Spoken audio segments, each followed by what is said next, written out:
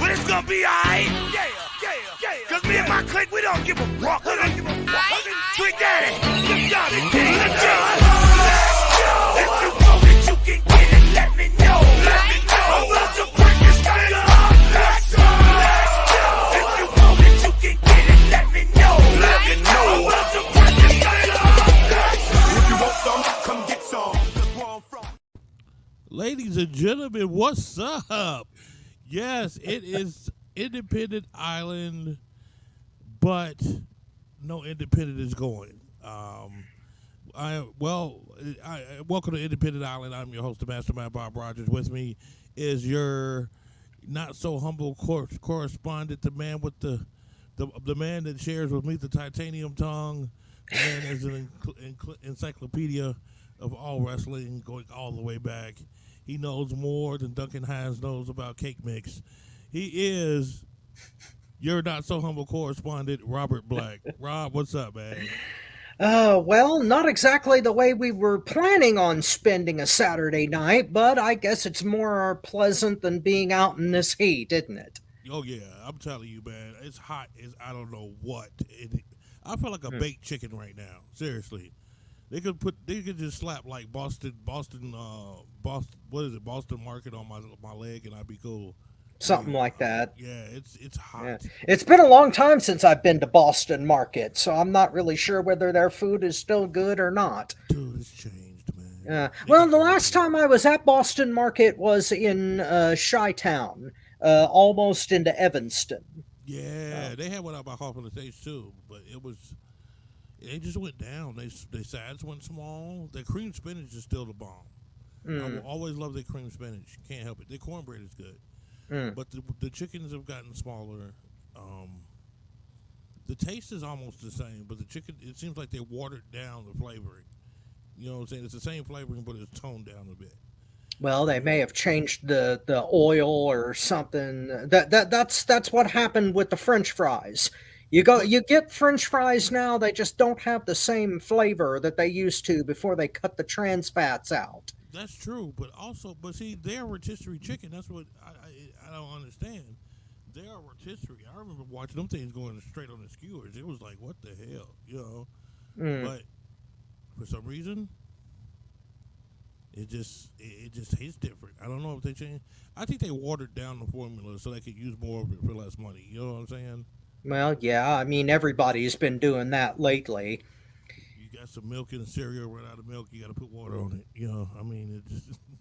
Well, that can work depending on the cereal. Oh no, we had to make it work. It was. Shit.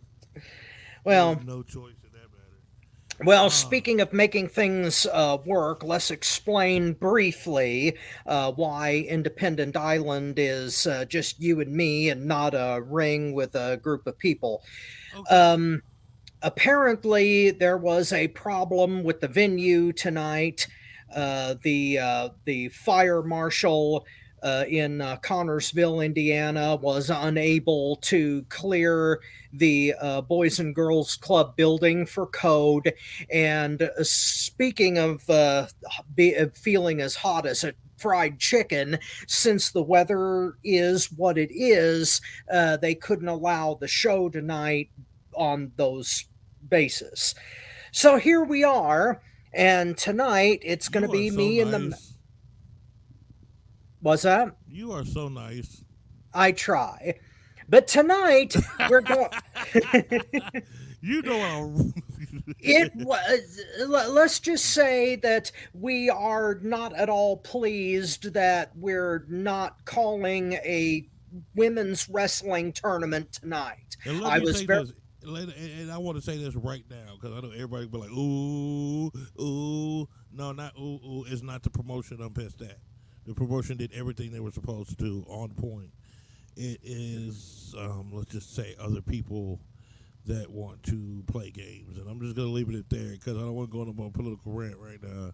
This is about wrestling. This is my therapy. I wasn't able to be on the air last week. So now I'm on the air, and it feels good. Absolutely. There is a show tonight. It's going to be your not so humble correspondent and the mastermind, and we will correspond with our good fans. Oh, hell yeah. We got to. And let me just So say this. we'll call this the Saturday Substitution Show. I was thinking about naming it Saturday Shotgun. Well, I don't know. We might get hit for that. I think WWE still has a copyright on that show name, don't they? Really? I didn't even know it was I thought it was always Saturday night's main event. No. It was either called no, it was called Shotgun Saturday. Reversing the names and calling it Saturday Shotgun probably wouldn't be good enough to get around the copyright. But I'm sure that WWE in their infinite wisdom would ding us for using that particular name. Well, But as far as stupid. I know, Saturday Substitution Show is not copyrighted by anybody until now. That's ours. Anybody else who uses it, we're getting a lawyer. Lawyer! That's right. Anyway. Wow, I didn't even know that. Okay, see, that's why I call him the encyclopedia. You know what I'm saying? Look at that, right there, proved it right there, right on top. Well, I'm at least as good as Wikipedia, and you can't change me. So there you go. Well, I mean, if you had diapers and yeah, but anyway. Thank you for joining us on FTW Independent Island. Oh, wow! All right, let's get to it. We got some stuff we got to get right. This is going to be a substitution for the Sunday show. Everybody's going to take a week off because next week is going to be deep. Some of us will be in Detroit, Michigan for the WWE SummerSlam show. That's going to be discussed a little bit later in the hour. Also, we will be discussing the Great American Bash is happening tomorrow. You tapped out. A couple of words for a couple of people, and the first thing we're going to talk about. Remember I was talking about tribalism? We had that show about tribalism and brands and stuff. It seems like we got tribalism within the tribalism. Now, did you remember, and I'm going to ask anybody out there in the audience, because we got the message board up for this. We know we did this kind of last second, but if you can jump on there, you get it on the replay. Let us know something. Did you watch the Tyra Valkyrie Britt Baker match that happened? I believe it was on. Yeah, it had to be Dynamite.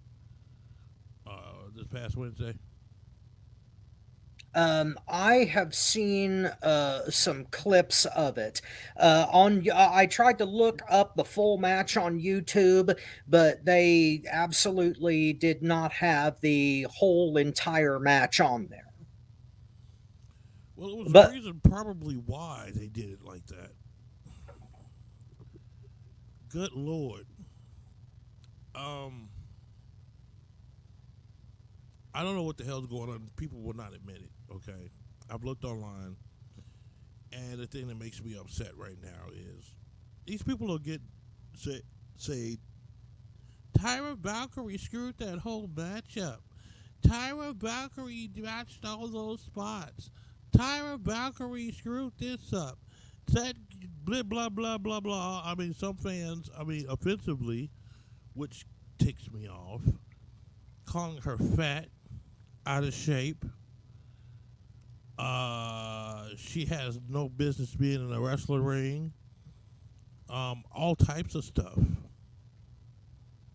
And the thing that upsets me is this girl has more talent in her pinky finger than Britt Baker's pulled teeth. I'm trying to figure out, honestly, where, how, or if there could be. Now, I'm not saying Tyra Valkyrie was perfect. Please understand me in that. In the match, I think she made a couple of mistakes, okay? But when I look at that match, and Tony can attest to this when I see him next week in Detroit. I asked him, "Did you see that match?"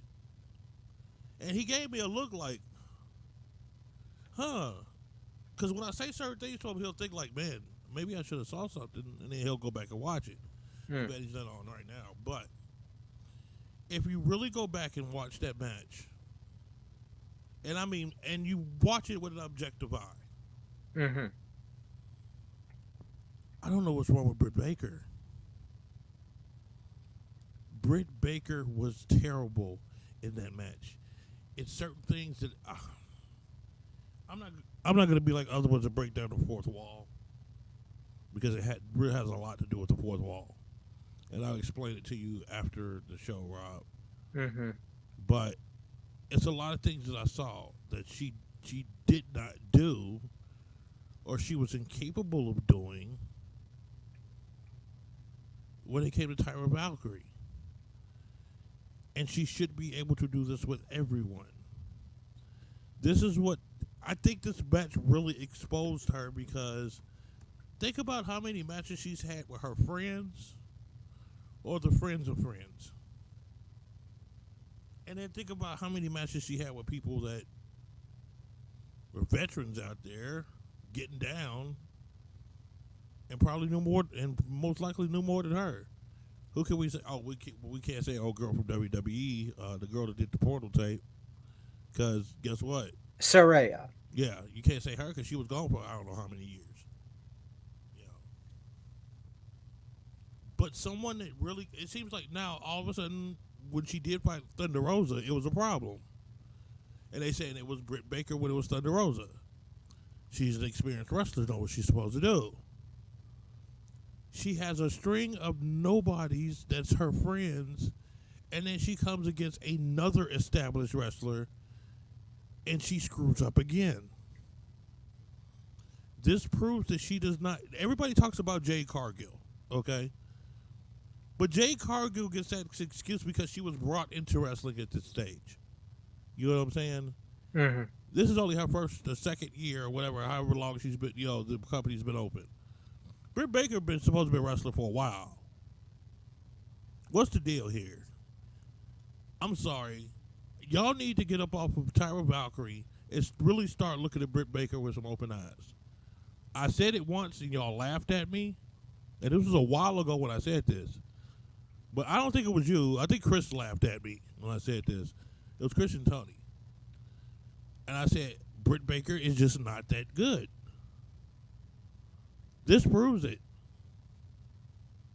I want to get your thoughts on it.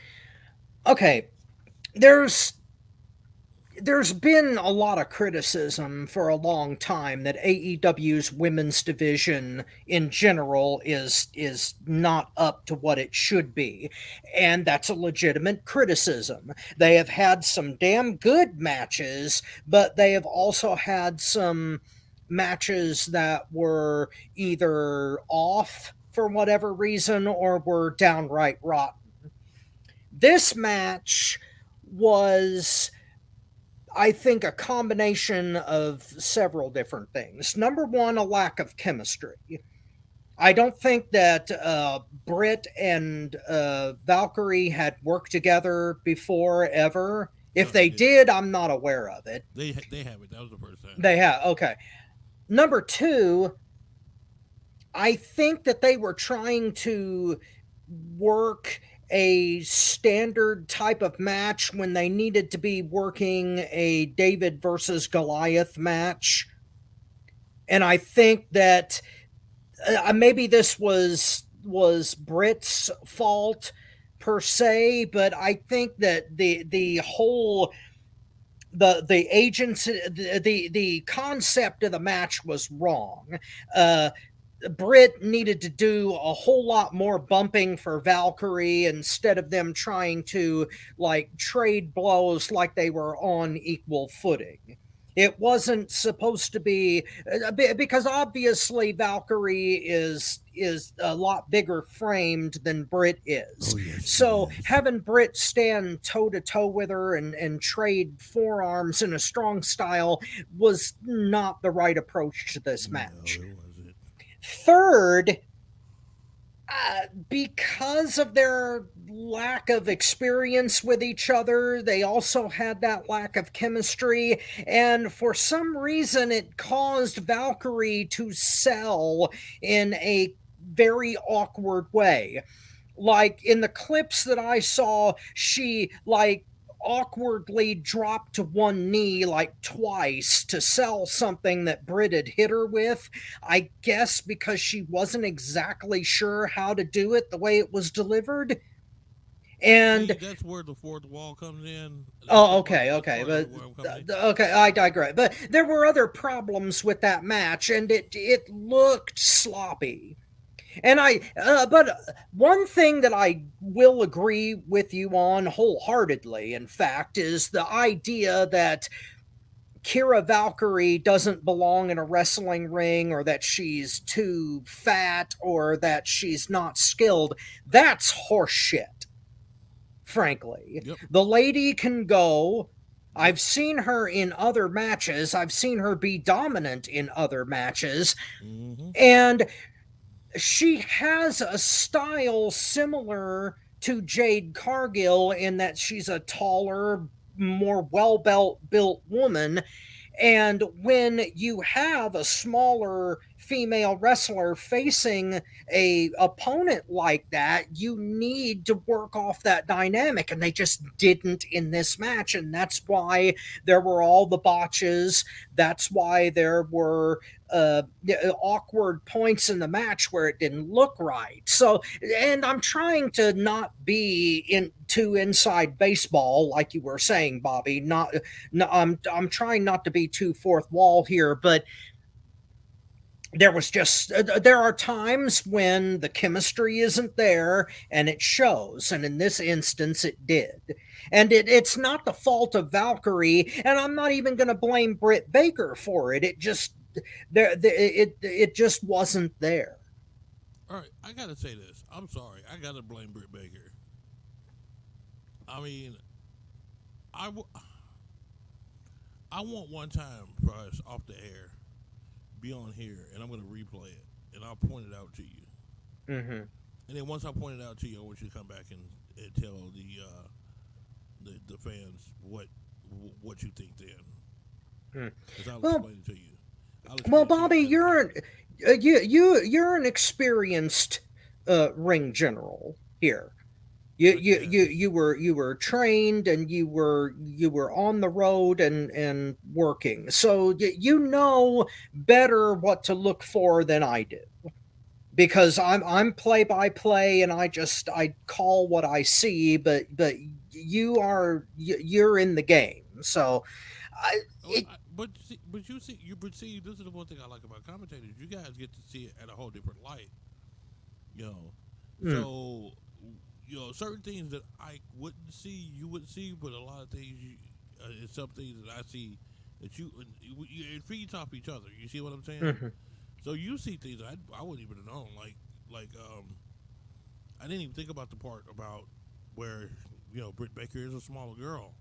And the match would have went better as a David versus Goliath. Once you say that, I 100% agree with you. And I didn't even think about that. I'm like, what the hell? Yeah, that makes a lot of sense, because look how small Britt Baker is. I mean, some of the teeth she pulls is bigger than her. I mean, yeah. Look at how big. Look at how small Shida is. Yeah. Yeah. I mean, if Hikaru Shida were in the same match, she would have a lot different chemistry. And I think that's. Excuse me. I think that's one of the major problems with AEW's women's division, is that they don't work to the strengths of all of the individual performers that are involved. They all have different styles. They all have different backgrounds from the independent circuit in Japan. And if they went with that a little bit more, I think that the quality would improve drastically, because they've got so much talent in that roster. Ruby Soho. Yeah, Ruby Soho is one of them. Serena Deeb, to me, is the beast. Yes. But I mean, Jade Cargill, is learning, and she is going, and she is doing wonderful. I can't say enough about her. But it seems like everybody has that problem. WWE has that problem too. Because you got Piper Niven, badass. Yeah. Now, don't get me wrong. I will full disclaimer. I think you're as sexy as hell, Piper Niven. Thank you very much. But I mean, Yeah, I said I think Piper Niven is sexy. That's right. Yeah. Rate your comments if you want to. Well, look at her But oh face. God, look at everything. I like everything about her. I mean, mm, mm. She looks like a sweetheart, and she punches like a man. That's Yes, sexy. yes. I mean, so I'm looking at it as both of them have the problem. Just AEW's is more exaggerated, and I think because of what you said, they don't play off their strengths. Jay Cargill did every rip though. She's just got to get some more personality. Well, not personality. I don't know what it is. I don't know what it is with her, but something got to happen with her because she's a money maker. She's a damn money maker. Jake, put it like this: out of all the females right now that's in the big leagues, the money makers, in my opinion, Jade Cargill, what's his name, wife, Jonathan Gresham's wife. Golly, she's an Impact. Muscle bound girl. The girl that transformed into like this. I mean, she's like rock hard muscle now, but she was more like a girlish girl. Well, I can't say girlish girl, but she was. I don't know how to describe it, but she wasn't as fit as she is now. But I can't remember Jonathan offhand. Gresham's wife. I can't remember her name. Wow, So, that's killing me. somebody on chat will shout it out, I'm sure. But Yeah. but yeah, I see what you're saying. It's a lot of the problem with women's divisions in general is that they're not given the sort of style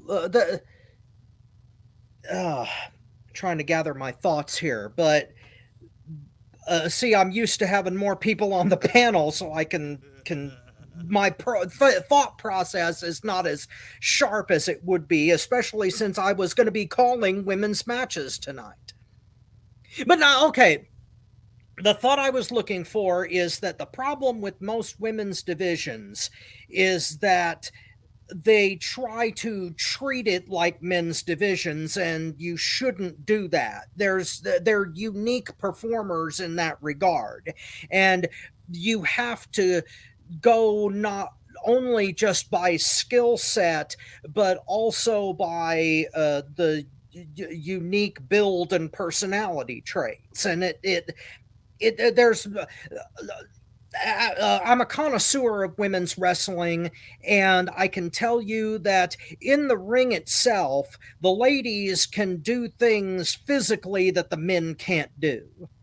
And the more you take advantage of that, the better matches you're going to get, the more unique matches you're going to get. And see, that's the problem. A lot of guys cannot believe that. They will not believe that. You telling me a girl could do better than I can, or do more than I can, or do something that I can't do? Come on, man. It's not that they can't do it. It's different. No, it's different. It's not necessarily better. It's different. Like, okay, I'm really high on a girl on Mischief. If you remember her, we mentioned her a couple of weeks ago. Yes, Mischief. Yes. The Mischief would do this thing where her opponents would bend her in half backwards and smash her in the back of the head with her own feet. She used to do this spot in Shimmer, and it was exciting and scary all at the same time. Wow. I have never seen that spot done by any man in any ring anywhere. And the fact that a lot, the bridges and the bending and all of the submission holds that women can do that men can't, that is part of the appeal of a women's division, and promotions need to lean into that more. Another one that I love, Jessica Havoc. That girl can go. Yeah. That girl can go, and she is getting ignored, and it's like, are you serious? You know, Camille. Havoc is a beast. Yeah, Camille is another that I love. She's I gotta had the check her out Burke because for 2 years, huh? I haven't got to see her yet. You're missing something. She is a brick house. Mm. She is just basically imagine Charlotte Flair with a bodybuilder's frame. So That's Charlotte Flair, Jay Cargill's body. basically, yeah, Ooh. more or less. Yeah. Camille is. It's hard to describe except to say that she's a brick house, a bodybuilder. Um, she's everything that China would have been if she had been properly schooled instead of starting out as a bodyguard for DX. That's what Camille is. Oh wow. Really? Yeah, Okay, I gotta check her out. yeah. Homework assignment, Camille. Okay. Definitely. Mm. Oh, well, on this evening of a Saturday, 1 week from SummerSlam, it's going down next weekend, man. Mm. We're gonna be in Detroit. We're gonna go watch SummerSlam. Now, are you going to the Bash too? No, No. that's tomorrow. Yeah, that's right. I ain't Oh, going to the Bash. I ain't okay. going to the Bash, but I will be at SummerSlam. All right. And I mean, these two cards sound like they are off the charts. I mean, what the heck, bro? I when we did this a while ago, I didn't think they didn't even announce the card. It was just like, we got to go. We need a trip. And then all of a sudden, it was like, whoa, look how this card is shaping up. What the hell? I'm kind of like surprised. I'm very surprised. So what we're going to do is go into tomorrow's show. That's NXT Great American Bash predictions. There are a group of matches here that it kind of shocks me what's going on. NXT is really stepping their stuff up. It's like those guys can carry that show by themselves and it be its own separate show. I'm kind of interested in what you think when it comes to these predictions here. We'll start off with the first matchup. It's that tag team Gallus taking on the family, which is Tony and his I keep forgetting his buddy's name. The D'Angelos. Yeah, the D'Angelos, basically. Yeah, the D'Angelos fan. Well, I'm going to predict Gallus on this one because they're really hot right now. And the dynamic of this whole show is interesting because you can kind of see who is current now and who they're building toward. And a lot of my picks for this show are basically kind of based on that. And Gallus seems to be the team that they want to base the tag team division on, and the D'Angelos and the family are who they're trying to build into that position. So it looks like a fabulous match, and I'm gonna have Gallus retain because I think that they basically want to keep NXT on an even keel as they build up. So I'd say we're probably not going to see like too many title changes in this show, but I'm pretty sure that Gallus is going over here. All right, my ideas on this match. I have a problem with the family. Let me explain why. Back in the day, there was a gentleman that used to run through locker rooms I used to run through, joined a very popular group that was my nemesis. And his name was Vinny Bichetti. He was the hitman and the mobster Hmm. when it came to pro wrestling. Yeah. And then I see this Tony D'Angelo. You know, this is the first time I ever wanted to root for Vinny Pachetti to show up and whoop somebody's ass. I'm serious, man. I want Vinny to come out of nowhere and beat this dude's ass. Because I'm sorry, you're not a mobster, bro. You're not a mobster. Hey, I don't even know why you trying to play it like that. If you want to play the mobster, bro, I got a way you can play it where it would shock everybody. They pee in their pants the way I did it. But this, hey, how you doing? Give me some pizza, yeah. No, no. no, no, no, no. Gallus whoops that ass all day long. Gallus is gonna beat that ass and walk off with them belts. They're gonna go to London, have a couple of pints, and you know. Here's my suggestion. NXT hires the Sicilian Strangler, Veneziano Vachetti, and he shows these jabronis how to to not be so vakakta. Vinny will whoop that ass. Okay. Shout out to Vinny Machete. Yes. God bless you, Vinny. Whoop these motherfuckers' ass, Vinny. Do it. Just do it. Just crash into NXT, just jump over the rail and just do it. Yeah. Yeah, I'd pay to see that. Yeah. Oh, snap. All right, next matchup we'll discuss. Good old Vinny. Oh, this is interesting. Tiffany Stratton taking on Tara Hall. Now, I believe this is a submission match. Yeah, that's what it was listed as. Oh, my God. Uh, Can I start this one off? Yeah, go ahead. Oh, my God. Tiffany Stratton caught my eye. Not like that, but she caught my eye. I was in the living room. I was waiting to go to work.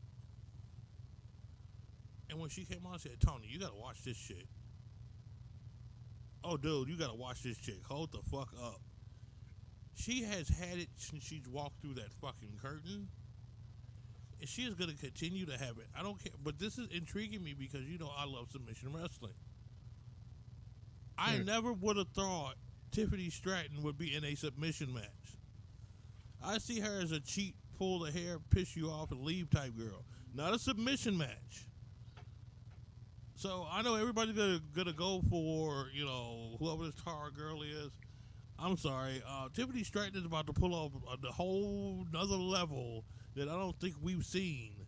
And she's gonna show she can probably really get down in that ring. You can't do that in a submission. You can't be okay and be in a submission match. You can't. You got to be able to work that ring. And I'm looking forward to this match because I think she's about to show something. I think she's been hiding it for the longest, and she's about to bust it out right now. Yeah, I actually agree. I'm gonna pick Stratton for this match, not necessarily because she fits the stipulation of the match. I don't think that's why. I think again they're showing the dynamic between who they want to get behind and who they want to build. And they definitely want Stratton in the main roster. They are fastly building her up to that. I'd say by Royal Rumble 2024 at the very latest, Tiffany Stratton is going to be on either Raw or SmackDown. That being said, she's going to hold on to the NXT title for at least the next 3 to 4 months, if not longer. They're going to build the division around her, and they're going to treat her the way that you just suggested. They're going to make her a miserable, cheating diva that pisses everybody off, and this match is probably not going to be any exception. There's probably going to be some shenanigans so that Hall gets injured and Stratton gets some kind of out of nowhere submission due to the perceived injury. Now, Hall seems to be somebody that they're big on. and they're going to use this match to kind of demonstrate her, but in the end Stratton's going to go over because the company is really big on her, and you can tell. And it's not that they shouldn't be. From what I've seen of her, they should be. Oh yeah, She's kind of Mandy Rose times three in the ring. yeah, So yeah. yeah, Let me say this: Tiffany Stratton has talent. Tiffany Stratton has it. I mean, you can't get over what she can do. I mean, this girl is a badass. But yeah. my thing that see, I don't think WWE is going to book a match that's a submission match unless Tiffany Stratton knows something about that area. I think she is fluent in that area along with this Tara girl, and that's why they did this matchup. I think they both excel at this, and we have just haven't seen it out of Tiffany Stratton. You know, we expect this other girl to do it because she's been doing it every time she comes out. Mhm. But Tiffany Stratton, you can't. I'm just gonna say it like this: you're not gonna risk a show to where you're having good matches and good ratings and a good vibe going on by putting somebody in a match that can't perform that style. See what I'm saying? Oh yeah. See, I'm not saying she can't perform that style. I'm sure that she can perform any style of stipulation that you put her in.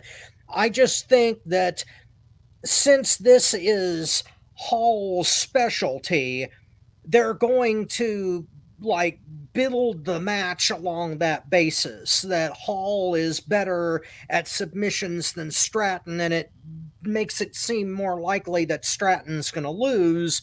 But then, but then when she holds her own, it will demonstrate the strength of both competitors, Right. and that way it should be a damn good match on both sides, but Stratton's going to pull it out because they're not ready to take the belt off her, I'm sure. But I think this Tara girl is going to be the next one.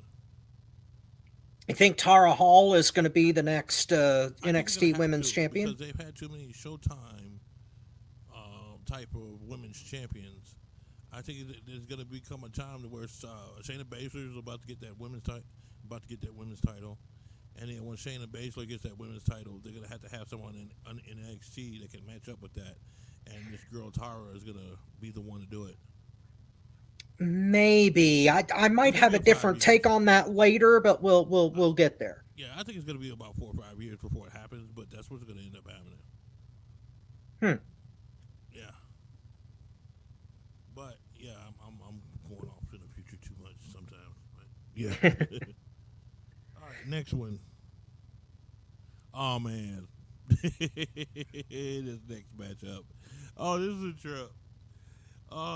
Wesley taking Mufasa Ali, Mustafa Ali, Yeah. taking on Dirty Dominic Mysterio. Along his side is the tall, the sexy, the intelligent, the brave, the brutal. Oh my God, she's standing there. The girl that can get any girl or man on this earth by a blink of her eye and a smile. It is the WWE Women's Champion. Damn right I'm going all out when I say this name. Rhea Ripley. Oh, God, it feels so good to say her name, yes. Well, this match should be interesting. Now that we've established who we're really watching this match to see, no, this should play out very well because we've got two dynamic performers and Dominic Mysterio. No, I digressed. I don't want Motown to get on my case about this. Nothing Why wrong. would he? You telling the truth?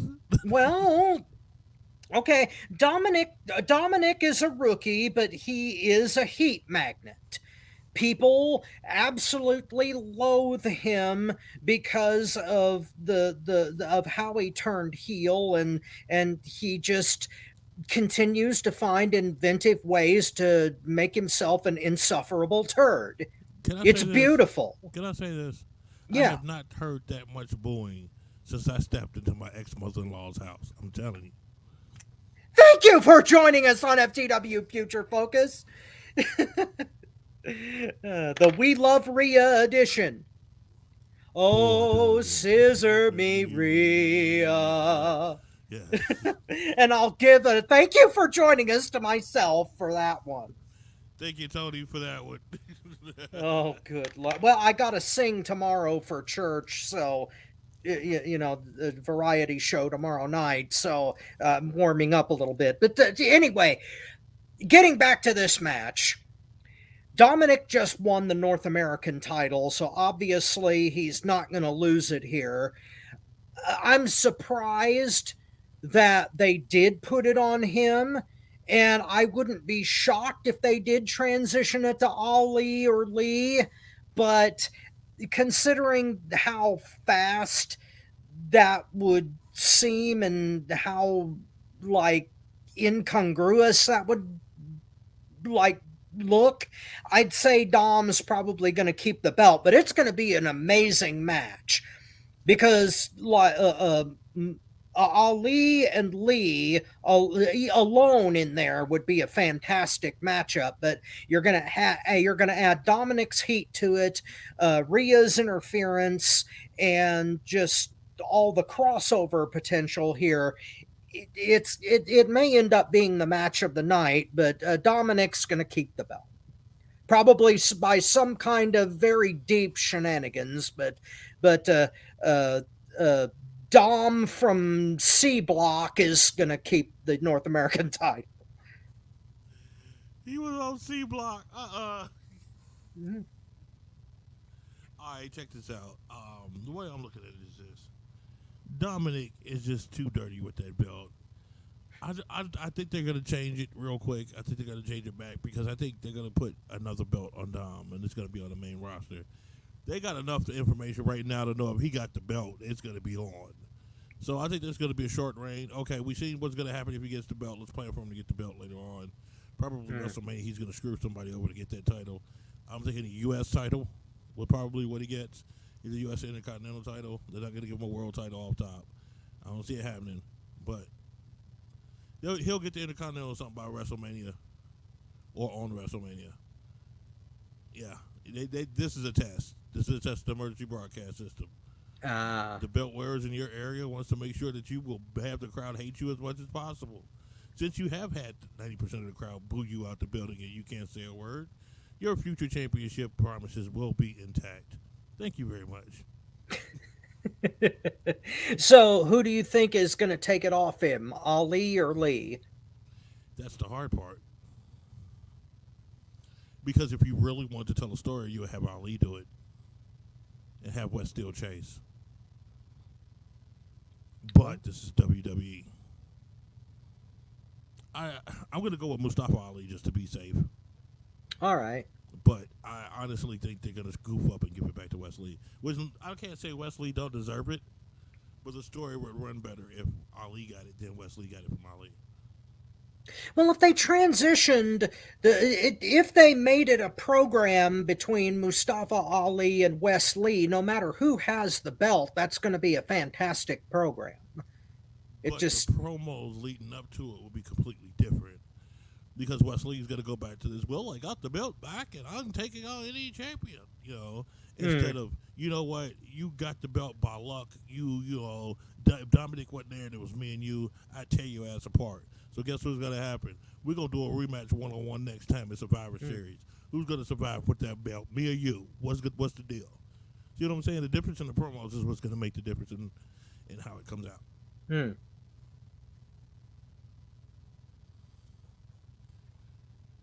But Mustafa Ali got to get that belt. Yeah, Mustafa Ali. All right. Next match up.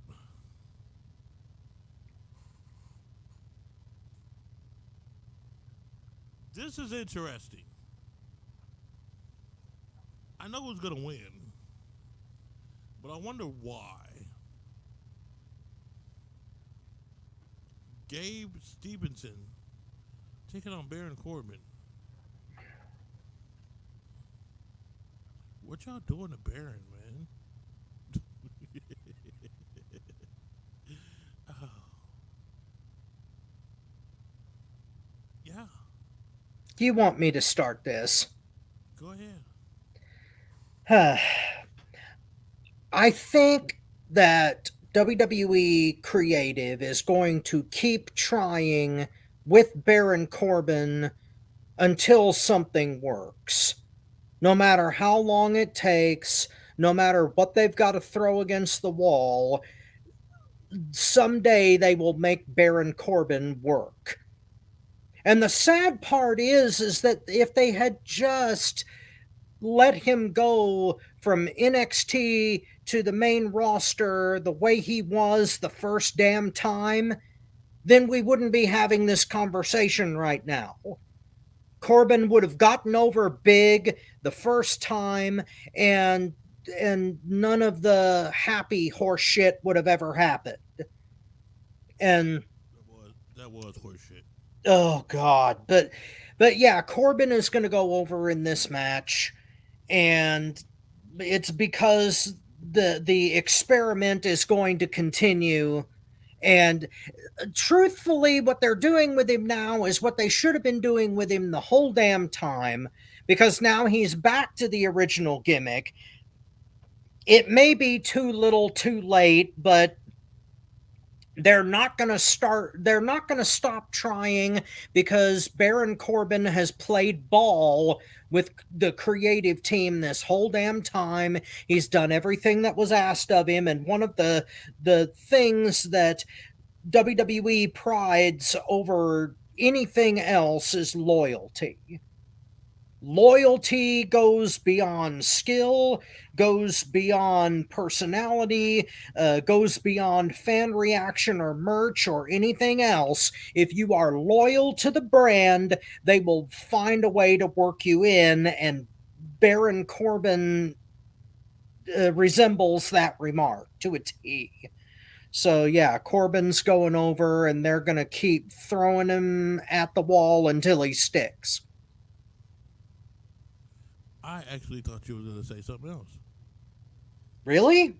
Yes. You thought I was going to say Gabe Stevenson? Yes.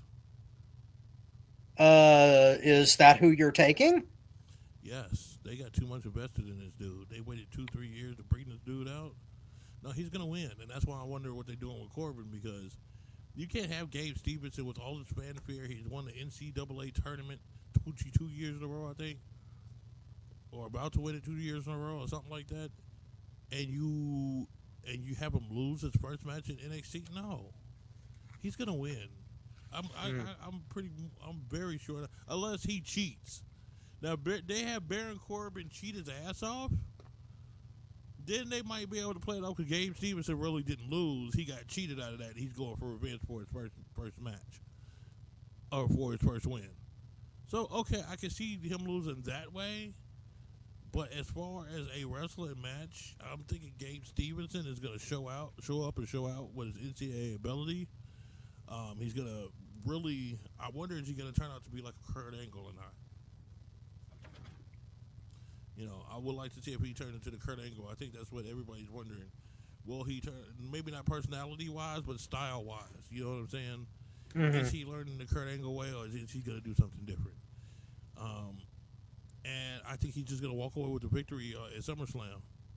Unless, and my asterisk of this whole baseball season is, unless Corbin cheats.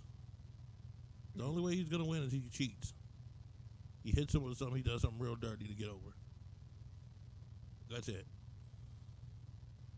Well, I'm basing my pick on the things that they've done in the past, and as big as they are on Stevenson and how much they've invested in him, it is his first match, and you know that they I don't think they're going to go the Logan Paul route with him. I think since he's in NXT in the first place and not on the main roster, I think they're going to build him proper instead of just throwing him out there because he's got a billion followers on YouTube.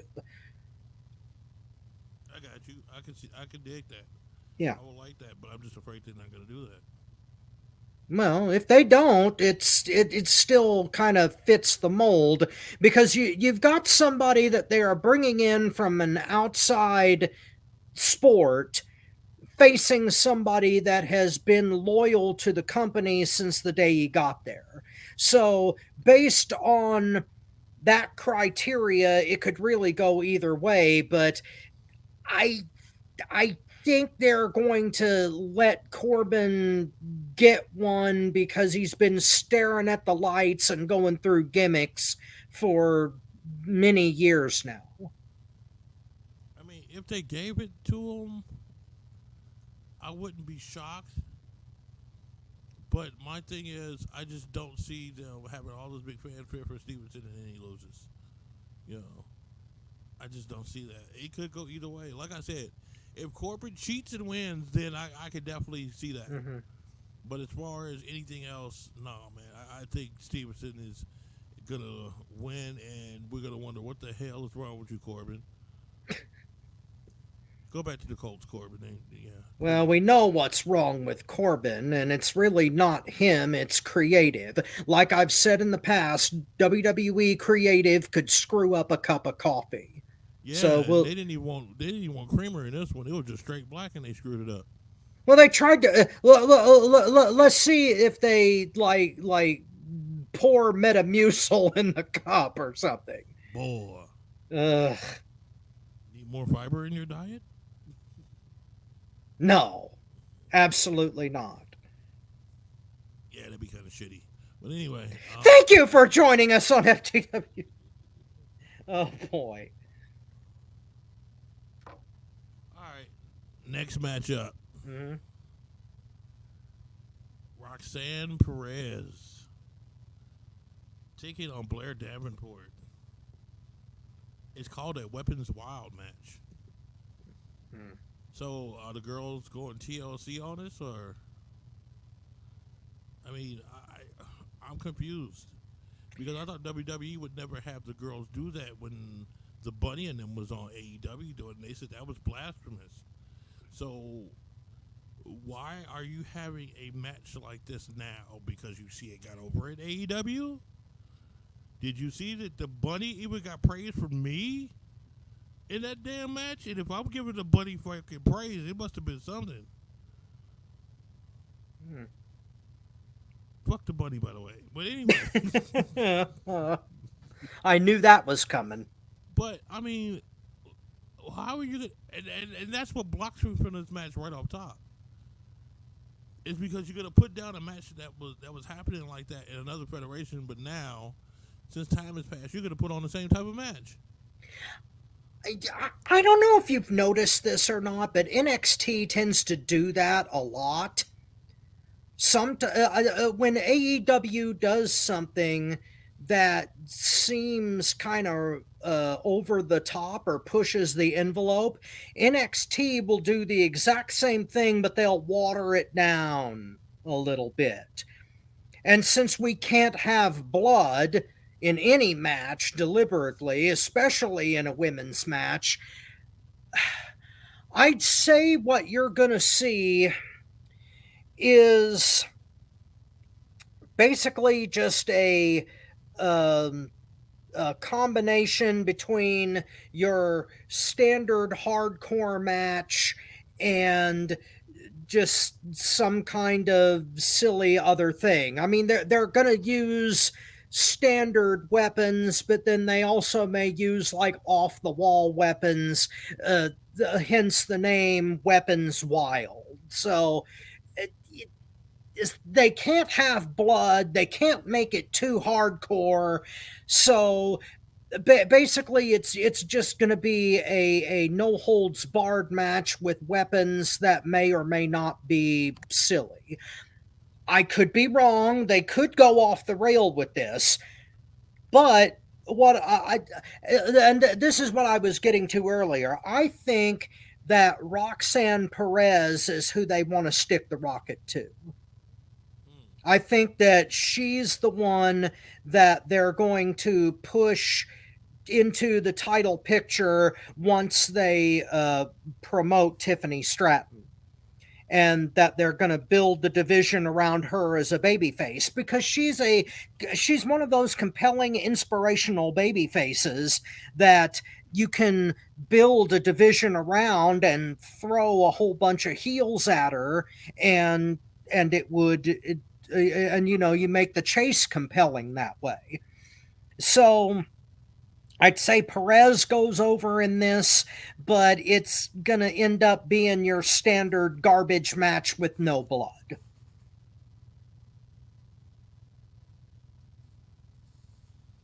Okay. This one's tough. I honestly don't know who to pick in this one. This is like, I'm just going any, meeny, miny, mo because I don't know what's going to be allowed, and Davenport's pretty tough. I got to give her that props. Roxanne Perez has impressed me so far. Has done well coming up. So that's impressed me. I don't know. I honestly can't.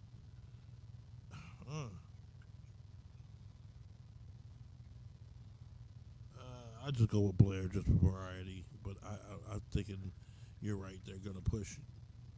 They're gonna push Roxanne. Yeah, I'm just gonna. She's going to turn on the red light. Bull. You don't have to wear that dress tonight. No, you don't. Take it off. Roxanne. No, I can't do that. I used to be able to do that, but I can't do the Eddie Murphy from 48 Hours. Yeah. Which is a good movie, by the way. It's offensive as hell, but it's a good movie. Yes, it is. All right, next matchup. I think this is our Bash main event, is it not? No. It's a 8-person tag match. Dragon Lee, Fraser,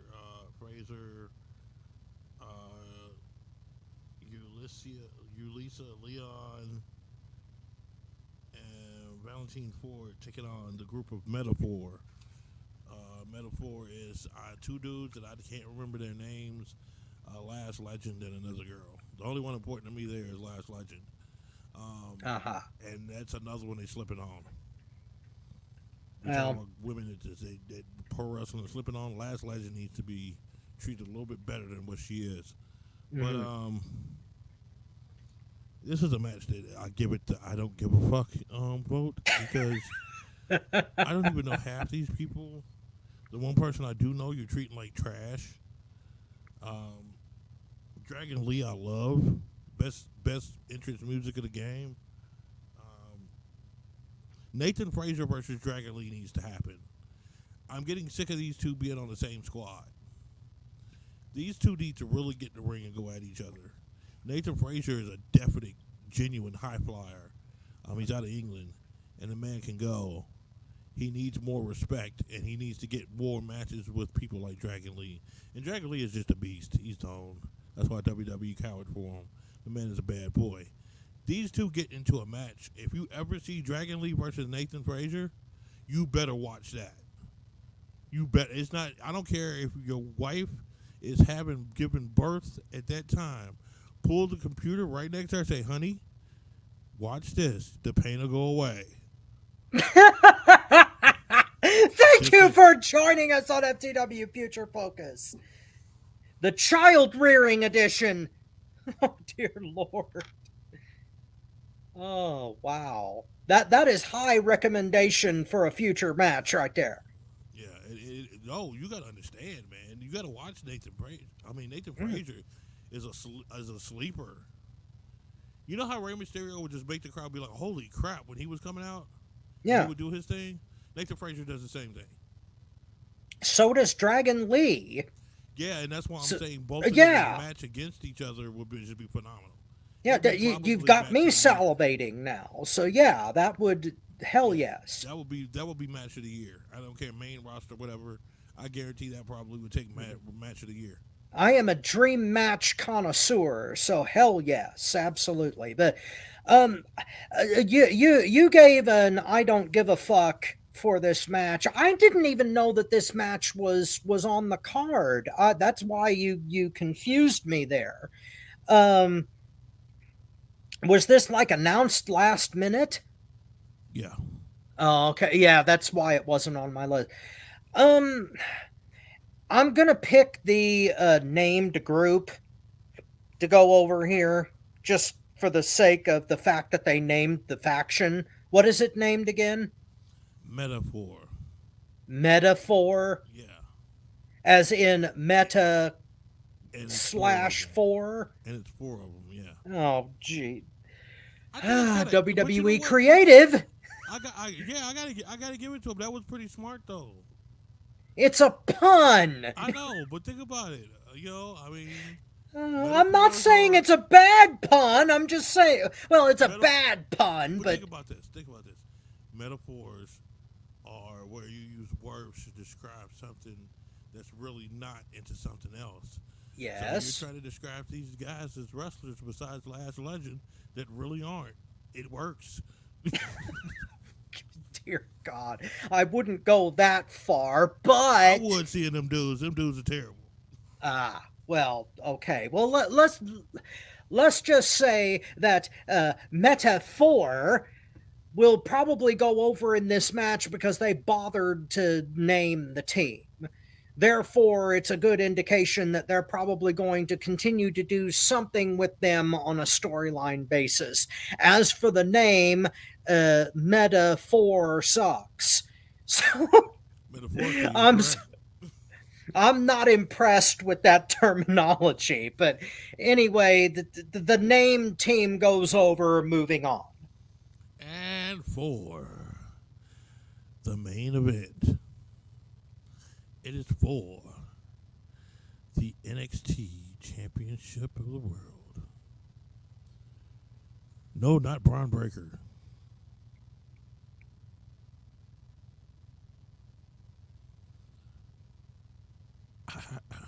I'm torn on this match Mm.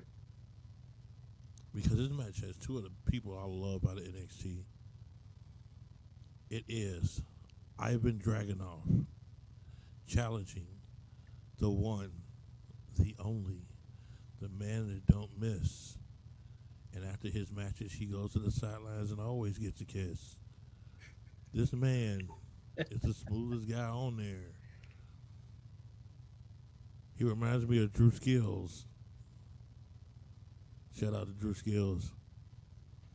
He is the NXT champion, Carmelo Hayes, along with Trick by his side. Can't forget that dude. That dude's wild. Mm. Do you want to take lead on this? Yes. Go ahead. This is one of the hardest decisions I had to make. Both of these guys are just awesome. Dragunov has something in him that is very unique. A very unique wrestling style that is a throwback and appreciative of the old wrestling arts versus the flashy, the high flying, the very, very, very on time Carmelo Hayes. This, the only matchup I would say that would probably get more attention than this one would be Dragon Lee and Nathan Frazier.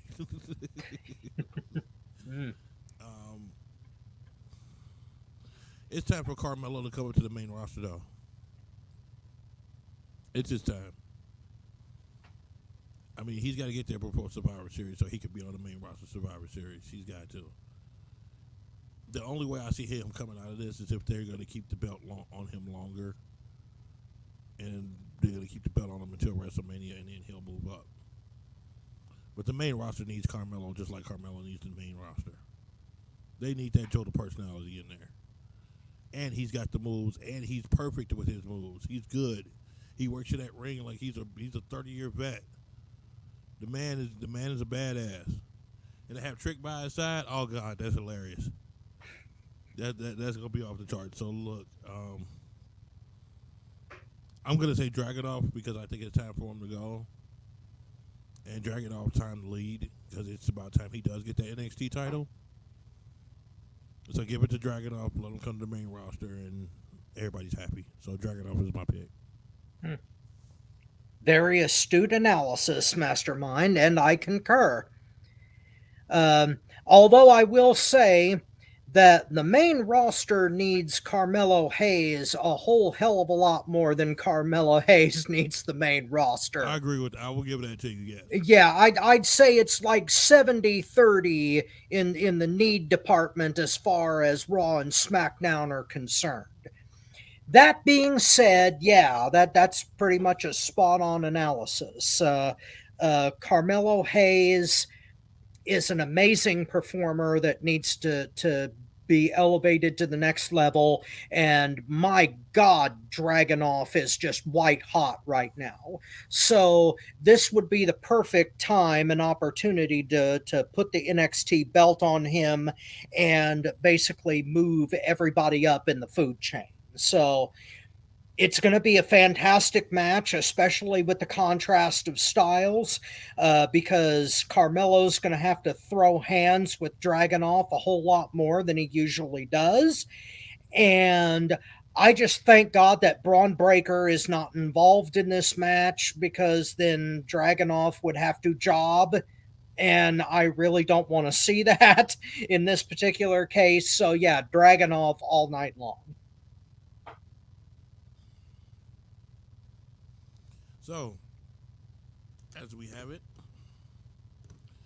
that is our picks for the NXT Great American Bash is coming on tomorrow. This looks like it's going to be a very entertaining show. I hope everybody watches. Once they get through watching this, go ahead and watch the Great American Bash. Check them out. Seems like they're going to do well. On some commercial notes, basically.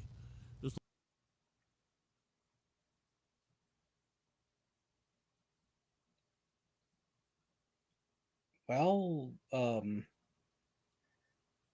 ladies and gentlemen, it appears that you're alone with me right now. There we go. Oh, okay. Okay. Well, as I was about to say, sometimes we all out there traveling. We go to SummerSlam in Detroit. You know, Survivor Series coming up in Chicago. Fastlane here in Indianapolis. And, you want to go somewhere, and when you go, you want to be able to stay at a place that's going to be nice, going to be comfortable, not something where you're going to be like, wait a minute, who is these guys next door to me? You know what I'm saying? You want a nice place to stay. You want to be able to be rested, be able to go and cheer for your favorites at the WWE or AEW shows, whatever they may be. A lot of people try to tell you, go here, go there. You don't have the inside track like I do when it comes to it. I work in the hotel industry, and just to be real with you, if you want some place to stay, look at the Hilton brands. Hampton Inn, Home 2, just a couple of them just to be safe, just to be sure. These guys have very, very comfortable rooms, very clean, they have a standard that they must be, and they hold to that standard at all times. If you guys are interested in going to Fastlane in Indianapolis, please get in touch with me. Get your personal. We have so many people getting a personal discount on a room if you want to go to Fastlane and coming into town. Too late for Detroit. I tried to put that out there. Nobody believed me, so we'll just show them the rooms and everything. We go to Detroit this next Saturday. That will be at the Embassy Suites. So we'll demonstrate the room, show you what you're getting in turn when you do go ahead and book through us, because we know the places, of course. Hilton Brands always on top. It's always about to stay. Please join up. Get together. Also, in addition, You got a house you want to build? You got something you need to fast food restaurant, things of that nature. No matter what the construction is, there is one person on this earth that I know personally that will be able to build it right, whether it's a home, commercial property, things of that nature, and that is Perrine Construction. I've known this man for 25 years. This is the only person that's alive right now that I know longer than Rob Black. He does construction all over Indianapolis. Have plenty of references. This man can build you anything that you need to have built. So if you do get in touch with me, let me know, and I'll let him know. He'll give you a call, go out, give you an estimate, and you can see what he can do for you. Listen, none of my options are ever the cheapest option. I just want to let you know that. But what I do is I go by quality. They are the best option. And these guys will get it done for you. Long as you pay the correct price, they'll get it for you. And right now I'm sweating like crazy. Well, it's very hot and humid in Indianapolis, and it is not too far off from that down where I'm at. And last night, another small storm came in through here, and I had to light some candles when the power went out at 4:30 in the morning. So, dude, wait a minute, hold on. Let me tell you something. It freaked me out, man. I didn't realize what you was in the middle of. I woke up this morning. Of course, I'm not used to waking up in the morning because I was working night shift before, so it kind of screwed my head up. You know, I'm waking up. Oh yeah, it's 9 o'clock in the morning, and I'm like, going over, like I watched yesterday's tape of the SmackDown, and the picture tape was going through the bottom of the screen talking about the storms. mm-hmm. And it was like, what the heck? 70, 80 mile per hour winds? Not here. I'm not exactly sure where that was happening, but basically where I live in the state is basically where the hilly country starts and the flat country ends. Mm-hmm. It's in between between the White River Valley and the Ohio River Valley. There's this small hill country that kind of interferes with storm activity. You know what I'm saying? Okay. Yeah. Yeah. And for some reason I'm in a pocket of the state where it either goes by us on the north or it goes by us on the south, and we don't get the full brunt of it most of the time. Last night was really no different, but the power went out because the grid was stressed. Oh, wow. And it only lasted a couple of hours. They got it back up. But I think the 70, 80 mile per hour stuff happened a little bit south of me. Okay. Yeah. Well, glad to know you're all right, because I watched that. I was like, what the heck? Yeah. Yeah, I'm just fine. Cool. All right. So, we're going on to our weekly specials. And our first weekly special we're going to go to is You Tapped Out. This is a moment in the wrestling week to where we looked at it, we saw it, and we just wondered, why the hell did you tap out? So, Rob, let us know, what's your You Tap Out moment of this week? Well, mine is a little bit more somber, and everyone who's been watching the show for any significant amount of time knows that I am really down on WWE creative and Vince McMahon in general because of the circumstances behind the sale and the Endeavor merger and all of the shady things that went along with that. But my tap out moment is news about Vince McMahon being admitted for major surgery. That happened just a day or two ago. And I believe, according to what's been reported, it was for spinal spinal issues that he was having.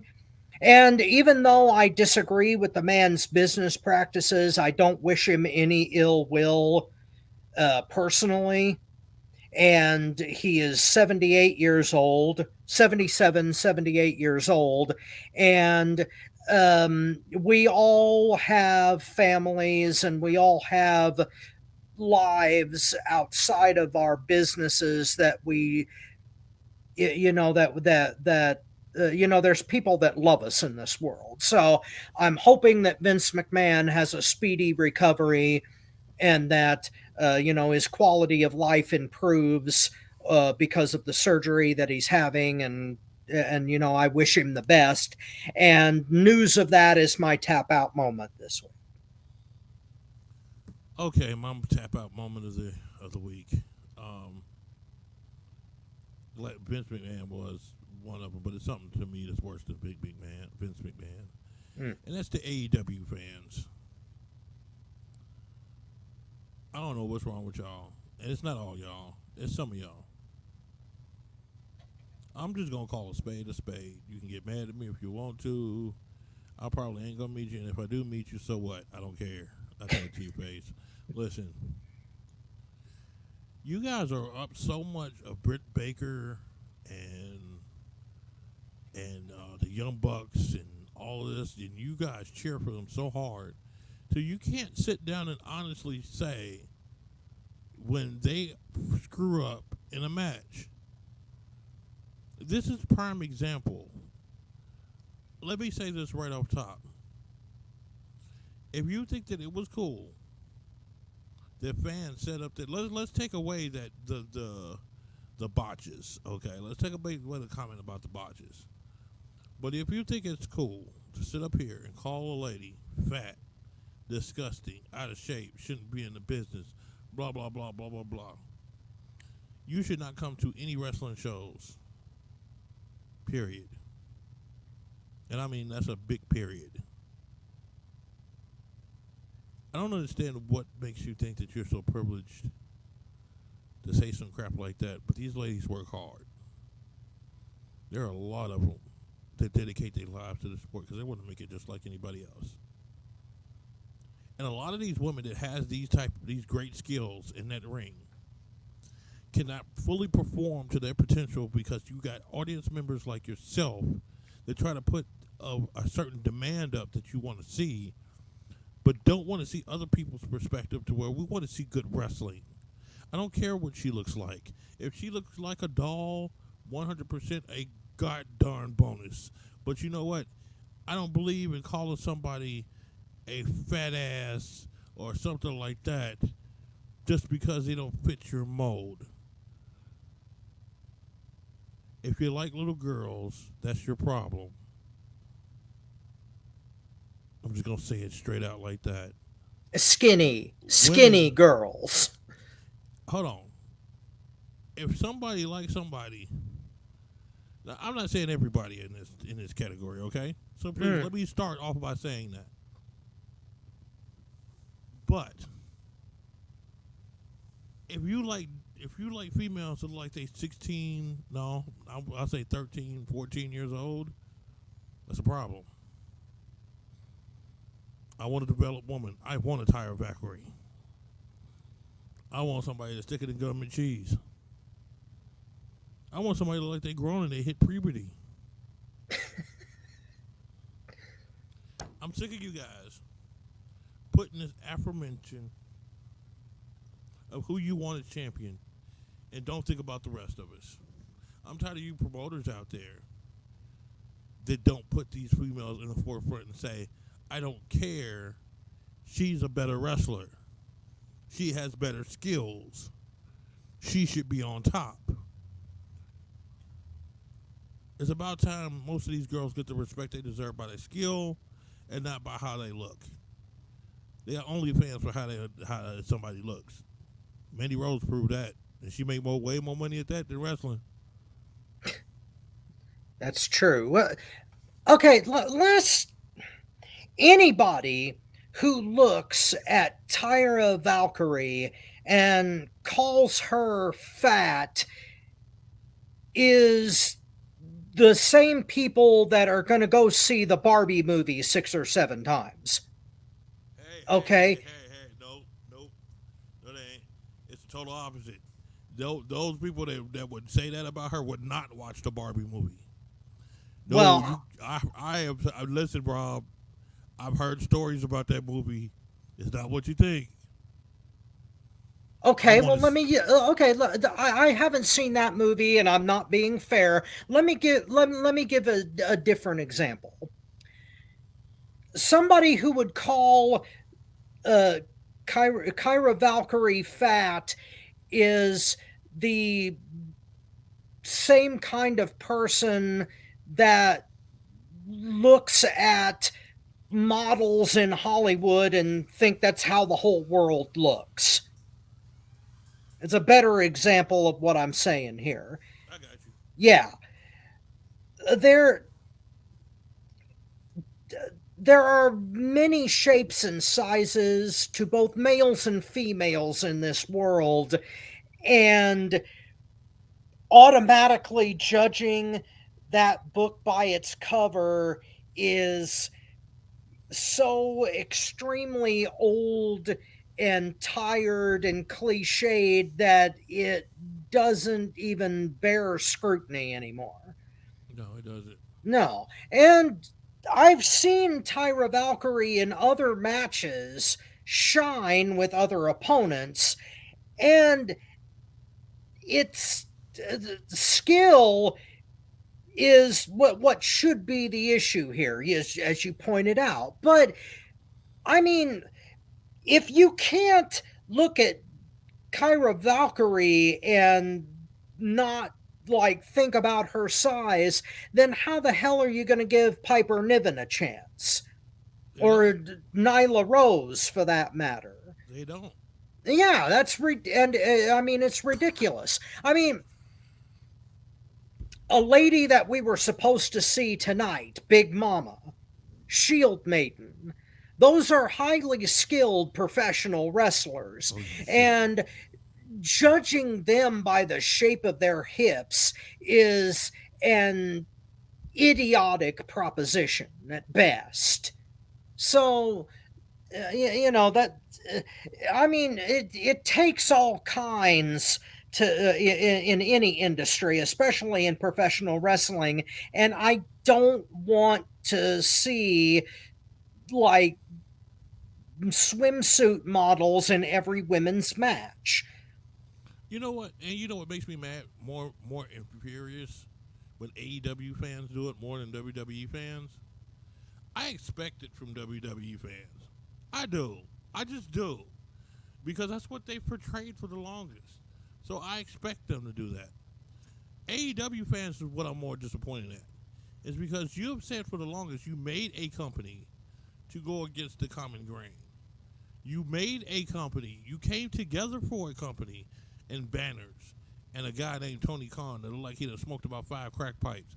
You done got him and all these guys to make a federation that is supposed to be counter of what the WWE does, counter of the philosophy of the WWE, counter of the treatment that these wrestlers see, not just male, but male and female gets when it comes to this professional wrestling industry.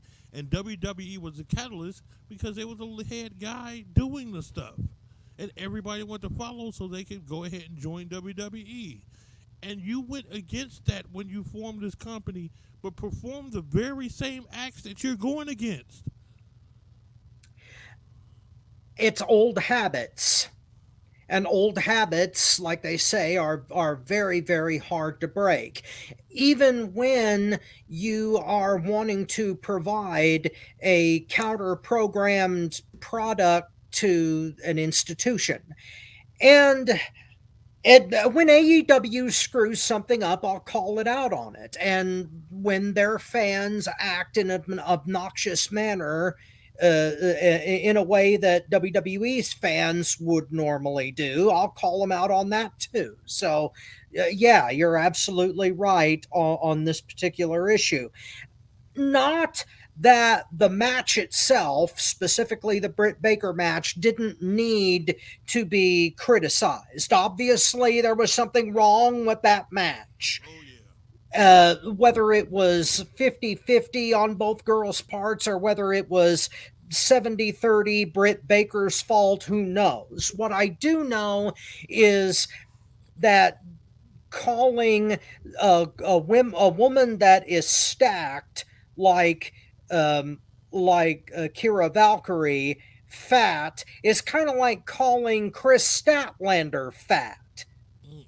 Just because she's built and isn't isn't a twiggy shape is a ridiculous way of looking at any woman, let alone a professional wrestler, especially one that's highly skilled and damages their body on a nightly basis for your entertainment. So Exactly. a little bit of slack, people. Rob, Little bit of slack. You know, you have named all of the women that I like when it comes to AEW. Tyra Valkyrie. You said it's Chris Statlander. Jade Cargill. Cargill. Yeah. I mean, God, dog. Who has vastly improved. You can tell that Bryan Danielson did some damn good training with her. Oh, hell yeah. And that's what I think Jade's going to Collision. I would hope. I'm thinking she's going to be in Collision. And you know what? All the girls that I wish that would leave and go to Collision, I'm going to name them off. Jade Cargill, number 1, needs to go to Collision. Number 2, oh, God. See, now I almost lost my head there. Wow. Thunder Rosa. Thunder Rosa is already there. She's already there. Well, yeah, but she hasn't appeared yet, though. Right. I think is she still injured? Tonight, I think tonight she's supposed to appear. So. Oh, okay. Yeah, we were going to do a watch along, but I couldn't make it to Indianapolis tonight, and I have to be like up early in the morning, or else I would have stayed overnight and we could have done the watch along and the show, but I couldn't make it up there tonight. So we're kind of we're doing the remote thing. Yes. Another one, Tyra Valkyrie needs to go just stay on Collision. Just stay on Collision. Don't come over there today, crap. Hikaru Shida needs to stay in Collision. Old girl, we just said her name. Nyla Rose needs to go to Collision. That's your division right there. You don't need nobody else. Let them have everybody else. You're done. I got Ruby. I need. Oh yeah, Ruby needs to come over too. After that, it's a done deal. Oh, Serena Deeb. Yeah. Well, you got to leave somebody for Ring of Honor too. I'm still surprised that Serena Deeb didn't get the Ring of Honor title. Yeah, they got Athena. To be fair to Athena, she had a fantastic match with Willow Nightingale. That match was that whole card was awesome. Collision is Willow Nightingale. Well, they closed the show with that match though, and it was so damn good. Yes. Oh, I'm so proud of Willow. Yeah, I mean, not to get too far off track here, but Death Before Dishonor 2023 last week. That show was chicken soup for the professional wrestling fan's soul. I loved that. I heard they're doing a lot of good things with Ring of Honor. Yeah. And I wonder what's the difference between Ring of Honor and AEW.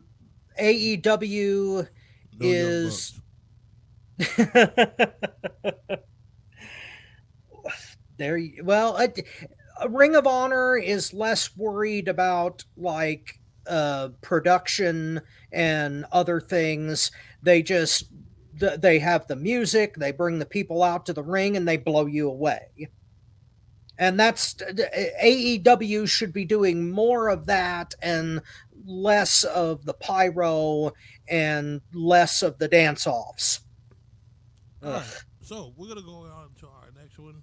SummerSlam. Oh well, no, Moment. Yes, moment of the week. Go ahead, Rob. Okay. I am so hyped for All In that I may end up getting disappointed by it in the end, but this attendance just keeps going up, and they announced that the ticket sales so far have topped 75,000. So we are getting to WrestleMania 3 levels of attendance paid for the Wembley Stadium show. And it does me proud that these many people from all over the world are saying with one voice that this is the kind of product that we want. And the ears in Titan Towers need to be attuned to this, because I equate WWE right now with Disney 10 years ago. Nobody thought that Disney could be touched 10 years ago. They were on top of the world and they could get away with anything they damn well pleased and they would still make money. Now we're finding out that that is not the case. And I'm afraid that if WWE goes in the direction that it looks like they're going creatively, that they're going to end up learning the same hard lesson that Disney is now. And the beginning of it may be Wembley, maybe All In. And depending on what they do with this show, and if we may be underwhelmed by the card. I don't know, because they haven't announced it yet. They need to. But I am so damn hyped for this show because, like I said, it's not just a show, it's a damn protest. And that's my moment. Let me just speak a little bit about that. They have impressed me a lot with the ticket sales in UK. And honestly, they really kind of showed what they could do when they got a major network that, like Fox is. Because the network they're on is equal to Fox here in America. To where they are getting the nod right now. Watching on TV and watching the person in person is two different things. And that's what I worry about. This is a chance for them to really do something and really do something with it. And I'm afraid, unlike TV, when you're sitting there live, it's going to be a whole different story. WWE guys have proven it, but in front of 100,000, 200,000, they could have 50 million people on TV watching them. If they could perform at that level with that pressure on them all day long, these guys in WWE are considered, especially the main eventers. Roman Reigns, how many times that dude has been in front of 90, 100,000 people at one time? At one time. You know what I'm saying? That really puts pressure on you in that ring. And I'm sorry, I know a few people in there can do that. I see Omega being able to pull that off. Omega is one person I said that has impressed me. I will give props all day long. Omega, yeah, I think he can handle it if he's with the right people. But everybody they have in place there on their main ticket thing can't handle that. They can't perform to that level. The Young Bucks, if they do a pay-per-view match, will do the same thing that they do on Dynamite or Rampage. And you can't do that. You have to show something special at these live events, and they don't do that. That's why they fell off on the irrelevant train going back. I'm sorry, Hangman Page is not going to carry it. He's the worst AEW champion in history. He's the worst world champion in history. And I'm afraid that a lot of people are going to say, oh, I want to see this. This is the first time. I want to see this. I want to see this. And when they see it up close and impersonal, they're going to be disappointed. They're going to leave. It's possible. It is entirely possible with that Dynamite side. There is a breath of fresh air, though. And it will explode in your face. That didn't sound right. But thank you for joining us on FTW Future Focus. But Collision is really on a path of showing what it's about. Collision has impressed me. The format of the show, the way the show goes, the way the ring announcers act, everything in Collision touches me 100%. I am into that program like crazy. I can't wait to see it on replay when we get off of here. I mean, that's how I'm looking forward to something. I mean, honestly, NXT, I'll catch it. Dynamite, I'll catch it. You know, SmackDown, if I ain't at work, I gotta check this out. You know, but Raw, highlights, yeah. YouTube highlights for Right. Raw and SmackDown. I can do. No, SmackDown, I gotta see in person. I gotta see live. I like SmackDown. I got you. But Raw is like, I'll catch a replay or something. You know, I mean, I really hope that they put on half and half matches to where it's like half Rampage, half Collision, because that'll show the variety. And I'm telling you, from that 100,000 people, if they do that, they will truly find out that not Rampage, but is that not Rampage? Collision. Dynamite is not. Dynamite versus Collision. Yeah, Dynamite's not up to par. Collision is there. You know. What you're saying is valid. There are some matches that they could drop the ball in. We got to get a card. It's been, they've waited long enough to give us matches for this show. They need to start they need to start booking matches for it, and they need to start promoting it hot and heavy right now. Because I get the feeling that they understand what's at stake here and that they're going to throw everything at us. And I think we're going to get the blow-off match between Omega and Ospreay. I think that was the whole purpose of the Forbidden Door match, and that we're going to either get this as the headline match for All In, or it's going to be like the sleeper match of the card. But I can't wait for what they come up with. Hopefully, and I pray they don't drop the ball. But hold on, I'm just starting to think about something. Collision people won't be there. This is going to be all Dynamite. I'm just thinking of that. Yeah, because All Out is in Chicago. Yeah. That's going to be CM Punk's show. So All In is going to be definitely all Omega's guys. So, yeah, I'm real worried now. Well, wait a minute. It's All In is the weekend before, isn't it? Right. And so, August 27th. Right. But see, this is what I'm saying. If it was a half show or half Collision and then we'll be at that show, I would be a little bit more saying, okay, I think it's going to pull off and be successful.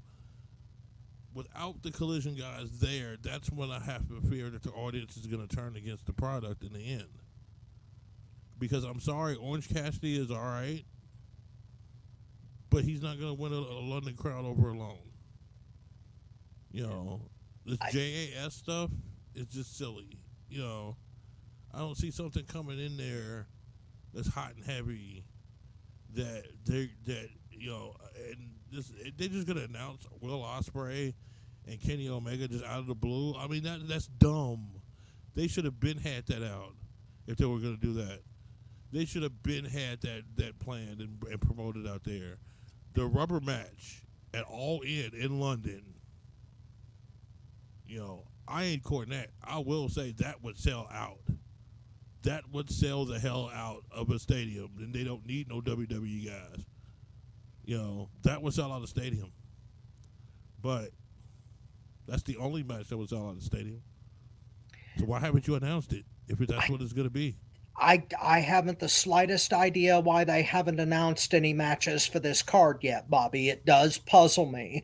But I don't I honestly don't think that they're going to leave like the Collision people off this card. I think there's enough time for them to put Collision. I hope they put Collision people on the card, especially FTR, especially Punk, especially Joe.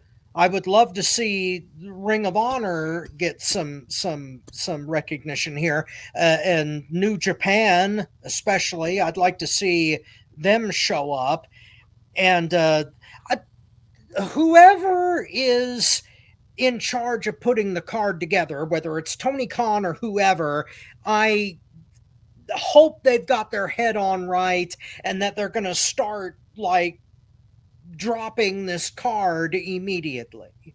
They have to. But still, my moment of the week was just the announcement of the attendance, because I'm amazed.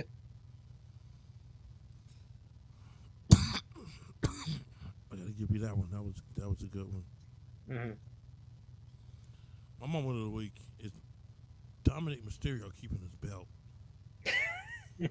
I mean, I'm just impressed by it. Short and sweet. Because we got to start talking about the SummerSlam pay-per-view. Yeah. But short and sweet, I'm telling you, he has really grown. He has really grown. We have watched him grow up in the business before our eyes quickly. You don't get that type of heat off of luck. You get that because you know how to do something and turn your ways into some kind of ways where people just can't stand your ass. Mm-hmm. I mean, I would say act like my ex-wife, but, you know, that's a little too easy. So, you know. Oh. I'm just saying. But, I mean, Dominic gets heat. That's nuclear. That's like, as soon as he says, and they just boo him out the building. Yeah. Yeah. Good There's. Lord. Don Yeah, Callis is trying to follow their hand. That's Dominic. Well, okay. That's Dominic. There's a cultural dynamic at work here. A lot of people are sick and tired of teens and 20-somethings disrespecting their parents. And since that was the way that Dominic turned heel, it gave him like super white hot heat that has not left him. I don't think it will, because I think the next time they're going to meet is that's when Ray's going to retire. And he's going to have his son beat him to retire. Ooh. And you talk about major heat. Oh, that might cause a riot. If he cheats and wins, I mean, he has to cheat and win. Yeah. Eddie. Oh, God, I would do my dad so damn dirty just to get that heat. Yeah. He'd be questioning me after, dude, did you really mean that? Yeah, I would think it's the dirtiest thing that do when he retire. So yeah. That would be just, it would just be the radar detector would go off every time I went to a nuclear checkpoint. Yeah. Yeah, we're talking old school dangerous heat if that happens. Yeah. And this is what makes me mad. Why the hell do we have, and I'm sorry, guys in the locker room get mad at me when I say this. Oh, well. But why the hell do you talk about you want to do something in this business, but you don't do the things that make the crowd react like that? You got to do cool moves and stupid, I'm not going to say stupid, but crazy stuff that could harm you permanently on some of the moves that you do when it's not even necessary. Some of the acts that you perform in the ring are not even necessary, you know? And I look at some people that have this talent and they do stuff like that, and it bugs me because these guys can go so far and they don't need to do that. They don't. And I know people like that style. I'm not saying I don't like it and I don't respect it, because there's plenty of people, I will name them up top. Josh Crane, somebody I love to 100%. Nothing but respect for. Oh God, Dale Patrick's is another one that I have nothing but respect for. Mm-hmm. The amazing Pookie, another one I have respect for. Mickey Knuckles. So I got mad respect for that girl. Yeah. I got mad respect for that girl. Nothing but love. I ain't been in a locker room with her for years, but I remember the times we were and what she said to me and told me. And that girl is on point. Mickey Knuckles is definitely on point. Much love out there if you're out there listening. Check this out though. Yeah. But on the real. We gotta stop this BS. Cause it just ain't. I'm just frustrated by it. I'm frustrated by it. Let's just put it like that. Let's get to the SummerSlam card. We got 2 minutes. Now, this is the most interesting thing that I saw on there that I did not know, and I think this was going to be a surprise for when we got there. I guess I blew my own surprise. But there's going to be a SummerSlam Battle Royal going on. Now, I'm going to pick a name off the top of my head that I think that'll win it. And I think this is the time where LA Knight is going to win this. They're going to start the show off right. LA Knight is going to win this. I'm going to pick LA Knight winning the Battle Royal.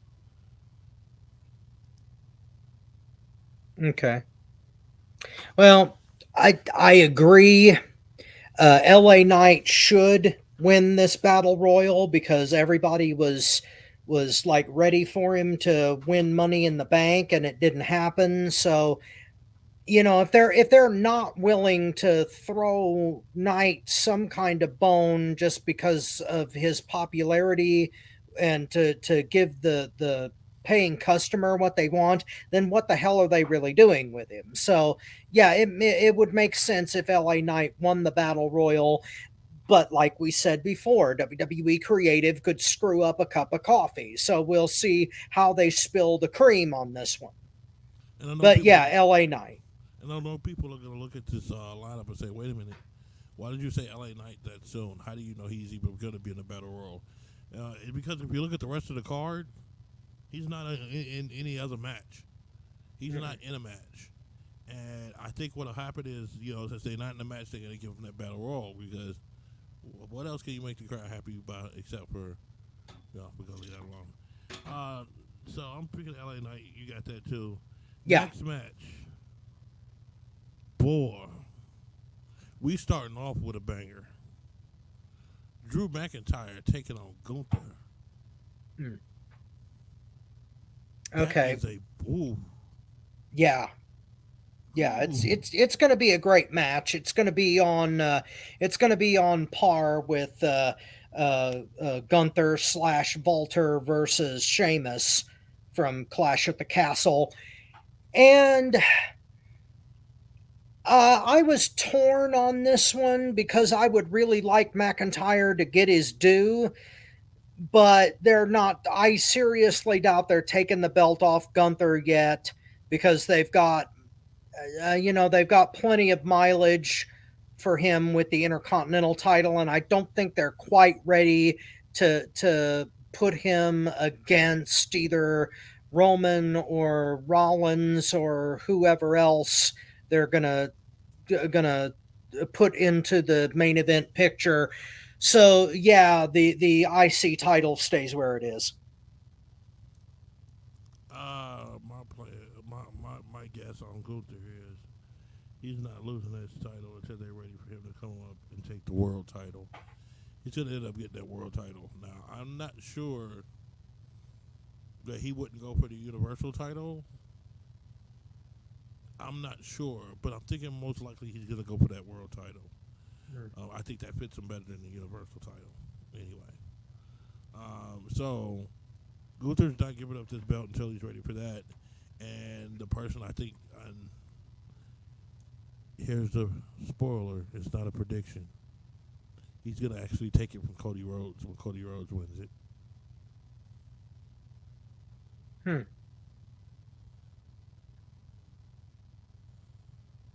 Mark my words on that one. I see that coming all day long. Next matchup. Oh boy, Rob, I'm sorry, I gotta mention this one. Okay, hold my hand. Hold my hand. My hand is touching your hand. Logan Paul taking see. I knew it. I knew it. I'm sorry. It's a match. I gotta read it. Logan Paul taking on Ricochet. Yeah. Yeah. You know what I'd like to say, Oh, I know. but at the last pay-per-view, I did give Logan Paul credit for paying his dues. And as much as I want to bite my tongue and grit my teeth until they both bleed through my gums, I have to say that Logan Paul is probably going to win this. And as much as it disgusts me that Ricochet has to be put in the position to put this guy over to his detriment, it seems to me that lately in WWE land, if you play ball with creative, they will pay you back somehow on the backswing. So if Ricochet does this job to Logan Paul, then he'll get rewarded with something in the end. I don't know if it's going to be worthwhile or if it's going to be anywhere near how they paid back Damian Priest for that god-awful piece of shit match in Puerto Rico. But yeah, it's gonna be Logan Paul. I'm not gonna say don't give a fuck because I love Ricochet, but we're bordering we're bordering on not give a fuck territory. But I'm gonna say Logan Paul. How dare you say that match Puerto Rico was shit? I'm sorry, it was terrible. No, it wasn't. Give Logan Paul his props. He did good in that match. Come on now. You got to give him his props on that. He did good in that match. And so did Damian Priest. They both did well. Could have been better? Yeah. But it was good. It was better than what I expected. Way better. But Okay. I will say this much. It was better than the Jackass match. Thank you. But It was better. It was better than the Jackass match, but that's like saying that dog shit with sprinkles on it is better than plain. I got you. I don't like the way they do it, my boy Ricochet, but No, it is what it is. I hate what they do with Ricochet. I guess he's getting fat enough checks where he don't care if he take losses that he shouldn't take. Well, yeah. That money could be fat enough to where like, oh, you want me? Okay, no problem. Right on. Hey, there you go. If I were getting a multi-million-dollar contract, I would lay down for Logan Paul too. Okay. I just won't do it for Johnny Knoxville. There's no amount of money you could pay me. To, but I digress. I'm sorry. Logan Paul's gonna win this matchup. It's terrible. I gotta say that, but Logan Paul's gonna win. Ricochet is just getting shed on. I hate that. Ricochet should be treated a lot better. I want to make a protest saying free Ricochet. Yeah. Because they are enslaving my boy on some colonial bullshit. Yeah. Well, Ricochet is one of the most talented guys on the roster, and he gets ignored the most, and it pisses me off. They should have already made a cruiserweight fucking division and had him head that. You want money off this dude, you let it slip through your fingers. They had division, and you got everybody there to face a Ricochet. They had 205 Live, which was a cruiserweight division, but they buried it. They buried it on the damn network. They never promoted it. They just let it die on the goddamn vine. But let me say this. The marketing was terrible because 205 Live, that tells me nothing. That name of the show wasn't even interested. It was like, It sounded like a news show. I'm ready to see Cronkite and some other chick on there saying, "Hi, welcome to 205 Live. I am Bart Simpson here with Lisa Gardner. Lisa, how are you?" You know, I'm just fine, thank you. you know, that name just makes me think it's a news show like that. So, Oh, I yeah, I mean, got they was defeated from getting even people interested into just it. the Cruiserweight Classic was so damn good, and it was such a great opportunity to start a division, and they flushed it down the porcelain. Boy, they screwed that. Anyway, let's move on to the next one before I blow a blood vessel. Yeah, we got about 5 minutes left. Shayna Baszler versus Ronda Rousey. I'll go real quick. Shayna Baszler is going to take this one. Ronda's going to leave and do whatever she's going to do. Shayna's gonna win. Help us get Ronda out of our heart. Thank God. Thank God. Thank God Almighty we're free at last. Okay. I'm saying because we need to be free of Ronda. Mm-hmm. It's Ronda's and Karen's that ruin the world. Help me get Ronda out of my heart, Shayna. Boy. Next matchup. This is a hard one. Cody Rhodes taking on Brock Lesnar in a rubber match. Yeah, a bull rope match, no less. It's a bull rope match? Yes. Oh, wow. That's what was announced, at least. I don't know if that's going to be completely accurate. And considering that it's Lesnar, they may actually allow blood. So this has the potential to be interesting. But unfortunately, considering the history of how they've been booking Cody, I'm going to actually say that Lesnar is going to win this. Again, we're on the cusp of don't give a fuck. I'm almost there because I hate Lesnar. Let me say this. Cody has made me give a fuck. Cody's made me give a fuck. So I got to go real quick. I'm going to say Cody Rhodes takes it in an amazing fashion out of nowhere. Dusty style, getting over hard times. All right. All right, next matchup. Finn Balor taking on Seth Rollins for the WWE World Title. Rob, who's going to win? I'm going to go with Rollins on this one because I don't. Hot-shotting the title right now just wouldn't do any good for the belt's credibility. Rollins needs to hold on to it at least until Survivor Series, if not later. So, Rollins. Okay, mine is a two-step process. Seth Rollins will win that match.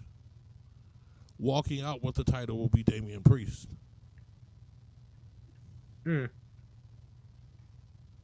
Entirely possible. And next matchup. Oh boy, this is going to be a good one. Asuka, Charlotte, Bianca. The 1, 2, 3 match that I have wanted to see. This is for the WWE Women's title. And this is a triple threat match between three of the best in the industry. Good Lord, do you know I cheesed my ass off when I saw this on the card. And I get to see this shit in fucking person. Yeah. I'm fucking drooling. This match alone made me glad that I decided way back then to say, hey, get some SummerSlam. Oh my God. You don't understand how I'm looking forward to this match. This is probably going to end up being the match of the night. Yes. I pick Asuka taking the title, and then they're going to go to Io and Asuka, and then Charlotte and Bianca is going to continue their feud until Survivor Series. As Motown would say, ditto. I agree with all of that. And it will be the match of the night. And the last match that most people think could be the match of the night, I think it's going to actually be less than what people are trying to hype it up to be. It is I don't know if this is for the WWE Undisputed title or not. They never said. Think about that. Mm. They've never said that. Main event Jey Uso is taking on Roman Reigns in a tribal match. The first thing I got a problem with is we don't know if this is for the title. They haven't mentioned it. They refuse to mention it, which makes me think this isn't for the title. So it's like, what the fuck is the use? Second part on this is a tribal court match. A tribal combat match, excuse me. I've tried to look this up. I have not found it. So we don't know what we're getting. This could be a no-holds-barred, anything-goes match. But I honestly can't pick a winner because guess why? If the title's up for grabs, I don't see them giving it to Jey Uso no matter what.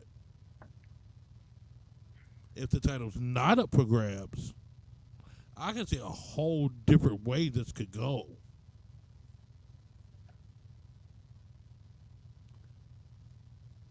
I'm leaning towards an ending to where Roman Reigns is not.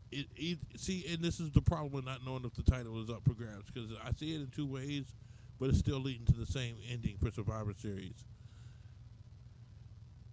You got Roman that could lose if the title's not up, and then the other two brothers come in. And then that's their faction right there. That's their four. They might get the victory, the Usos, but guess what? Little Cousins is coming to whoop that ass. You know.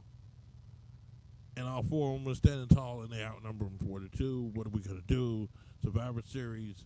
And then that's when the fifth one, if he does well like they think he will. It might be a little too soon. He might be a little too green, but they can hide that amongst the four and have all five of them there at the same time. And that's when The Rock comes in and says, wait a minute, I'm the head of all this shit. And then you get some funny-ass promos where Roman Reigns won't know what the fuck to say back to him. The Rock makes everybody laugh, shits on themselves, and then The Rock ends up losing after that. So that's the way I'm seeing that whole thing going. So I can't pick a winner. I want to, but I just can't do it. It's not enough information given for me to calculate a victory in this one. Well, I'm going to take a stab at this. I'm going to say that Roman is probably going to go over here because Jey has already got one pinfall victory against him. And it seems like protecting Roman Reigns and his mystique has become a full-time job for WWE Creative, and it's like one of the only consistent things that they are doing. So whether this match is good or not will depend on what the stipulations to a tribal combat actually are. Yeah. If they turn it into some kind of stupid, just generic no disqualification match where like nobody can interfere and they like put something special around the ring to make it look all gimmicky, it's going to be stupid and it won't make any difference to anything. If they're unique about it, if they have to have the match in some kind of special circumstance where they got to like take the ropes down, or if they have to have the Samoan family members surround the ring to make sure that nobody interferes, like if Afa and Sika, well, one of them's dead, I can't remember which, but if the elders of the tribe are required to attend the event in order to determine a winner, if they have to be the judges of the thing, if they go that route, then that's some extraordinary stuff right there. I want to see something unique that I've never seen before, title or no. Yes. But yes. but see, read me right there. But see, I think that if they're going to go this route with bringing The Rock back because of the actors strike that's going on right now so that he can make a paycheck off WWE, then this having Reigns cheat again in order to remain the tribal chief is the best way to do it. And they need the most unique match possible, and just making it a generic no DQ won't do. They've got to go all out on this or it's just going to fizzle. Yes. But I'm going Roman on this. And you know what? I'm starting to think they're not going to break his streak too soon. I'm just going to go with Roman. Well, wait a minute. But if the title's not up for grabs, the streak still continues, right? Is Days a champion? Of course. Yeah, the tribal chief title means absolutely nothing to the belt and the lineage. That's just the leader of the faction, and I mean it means something like traditionally and like family wise, but it means nothing to the belt. Yeah, I can't pick. I can't do it. I'm trying to, but I just can't. It's just too many factors right there to make me go ahead and say, Yeah. we don't even know what the hell it is. Well, the one factor for me is The Rock. If he's coming back, Roman's going over. If they're going to delay that until WrestleMania, then it's possible that Jay could win the tribal chief beads and become the, and take over leadership of the bloodline. And Roman is still the champion, but he's got to earn the lay back. But wait a minute. What if The Rock comes back and he's not for Roman? Well, I was just assuming that part. No. That The Rock comes back and he's with the Usos. No. He sides with Roman. He's going against Jay. Oh, okay. We're going to go back to old school heel Rock. And then it's going to be Rock and Roman against the Usos for Survivor Series. Yes. You see, this is why that somebody from WWE could be watching this and now they're going to steal that idea and you're going to be sitting in that crowd pissed off because you gave them a multi-million-dollar idea on our podcast. Well, they can't say we ain't called it first. Well, Vincent Van Gogh was broke his whole life. He never made money until he was dead. That's true. Well, it's 10:07. Listen, let me say this. I ain't had this much fun in a long time. It's been a while since me and you've been on a one-on-one like this. Yeah. Man, this is awesome. Yeah. Thank you for being on. Next, thank you guys for watching, either whether you watch Saturday night or Sunday. Check this out. This is something I want y'all to hear. We will be broadcasting live from Detroit, Michigan next week, right outside of SummerSlam. Doing a little bit of here and there throughout the weekend.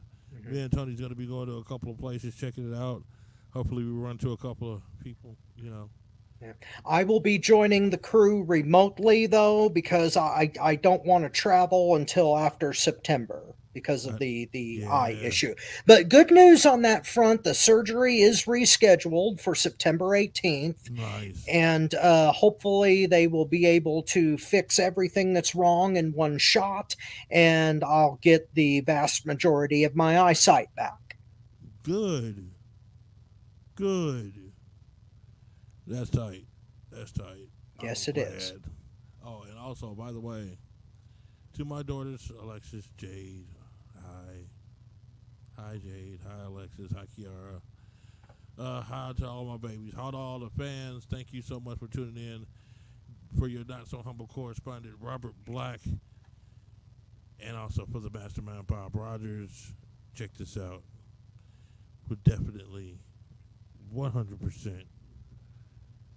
We're gonna do some things. I got some things in the plan, so we're gonna do some things. But I want to say thank you very much, and guys, we will definitely see you in the future. Hit it. How you feel, brother? Feeling good. You feel good? Feeling good. It's grooving. Ain't so much bone, brother. How you feel, man? I feel all right. I call your name. I don't want no people to know you're in here. How you feel, fella? Hey, Jam! Sure getting down. Look at him! Ha! We're gonna have a funky good time. We're gonna have a funky good time. We're gonna have a funky good time. Ha! We're gonna have a funky good time. Let's take 'em up, Fred. We gotta take you high. Yeah. Ow! All right. You wanna do it again? You wanna do it again, huh?